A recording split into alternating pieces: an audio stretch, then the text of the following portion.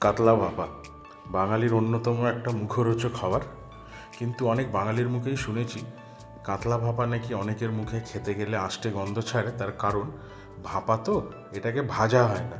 কিন্তু আজকে যেই পদ্ধতিতে আপনাদেরকে আমি কাতলা ভাপা করা দেখাবো, আপনারা নিজেরাও করে দেখবেন বাড়িতে, এক ফোঁটাও আপনারা কোনো মাছের আষ্টে গন্ধ পাবেন না। তাহলে চলুন করা যাক। নমস্কার, আমি মাছ মিষ্টি বাঙালি রিমির রান্নাঘরে আবার আপনাদের স্বাগত। আর একটা নতুন ব্লগ নিয়ে রান্নার। আজকে রিমি একটু ব্যস্ত, তাই রিমির জায়গায় এই কাতলা ভাপাটা আমি আপনাদের আজকে করে দেখাবো। তাহলে চলুন শুরু করা যাক আমাদের কাতলা ভাপা। কিলো 800 মতন মাছ নিয়েছি, যেহেতু আমার বাড়িতে আজকে আরও সব আত্মীয়রা আসবে। উপকরণগুলো আপনাদেরকে বলে দিই: 4 চামচ টক দই, 4 চামচ পোস্ত, 4 চামচ সাদা সর্ষে, 4 চামচ কালো সর্ষে, নুন পরিমাণ মতন, চিনি অপশনাল, দিতেও পারেন নাও দিতে পারেন। চিনি দিলে একটুখানি গ্রেভিটা হোল্ড করে। এই উপকরণগুলো মিক্সিং জারের মধ্যে ঢেলে জল ঢেলে আমি কিছুক্ষণের জন্য রেখে দেবো। ততক্ষণ আমি পরের উপকরণটা রেডি করব। যেই উপকরণটা রেডি করব, এটাই সবথেকে বড় কারণ হবে যে আপনার খেতে গেলে কোনো আষ্টে গন্ধ ছাড়বে না ভাপার মধ্যে। প্রথমে একটু তেল দিয়ে দেবো কড়াইতে। তেল দেওয়ার পর তার মধ্যে আমি মোটামুটি 300 গ্রামের মতন পেঁয়াজ নিয়েছি, 4টের মতন পেঁয়াজ।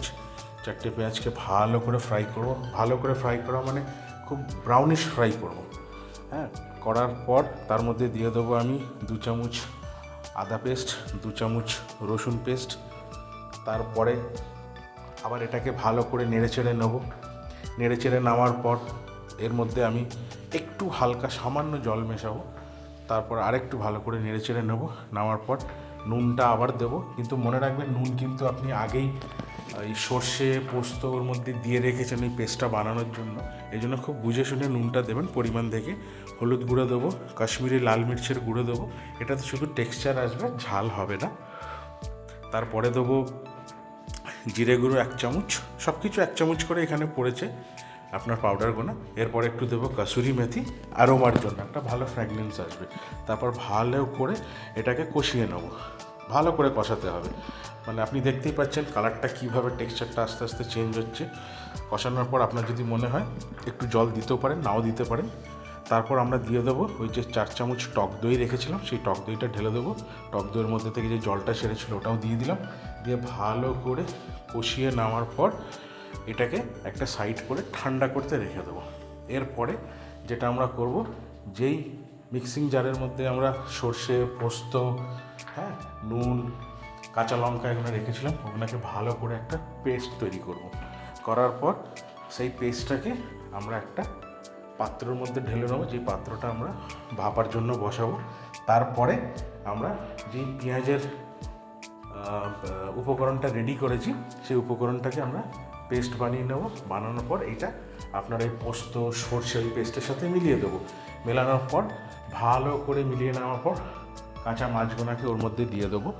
দেওয়ার পর ভালো করে মাছগুলোর মধ্যে মশলাগুলোকে লাগিয়ে নেব।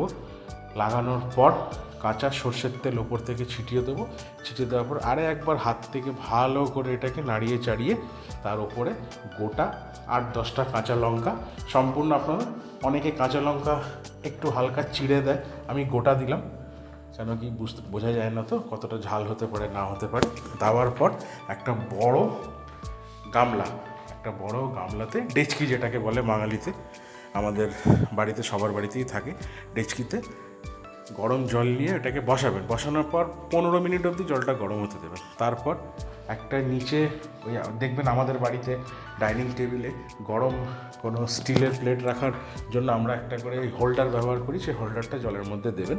তারপর 15 মিনিট পর যখন জলটা একটু ফুটে আসবে, একটু হাই আঁচে রাখবেন।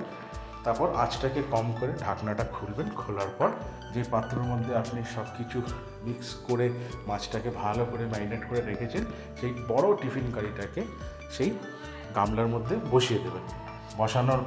বসানোর পর আপনি 40 মিনিট অবধি রাখতে পারেন। আমার যেহেতু মাছটা বেশি ছিল বলে আমি 40 মিনিট অবধি রেখেছি। সাধারণত লোকে 30 মিনিট অবধি রাখে, আপনারা 40 মিনিট অবধিও রাখতে পারেন। রাখার পর গ্যাসটাকে বন্ধ করে দেবেন। বন্ধ করার পর ঢাকনা দিয়ে আরও 10 মিনিট স্টিম হতে দেবেন। তারপরে আপনি ওটাকে নামাবেন খুলে। ভিডিওটা যদি ভালো লেগে থাকে অবশ্যই একটা লাইক, কমেন্ট আর শেয়ার করবেন, আর অবশ্যই চ্যানেলটা সাবস্ক্রাইব করে নেবেন। তাহলে আবার দেখা হবে পরবর্তী একটা ব্লগে। ভালো থাকবেন, সুস্থ থাকবেন, ধন্যবাদ।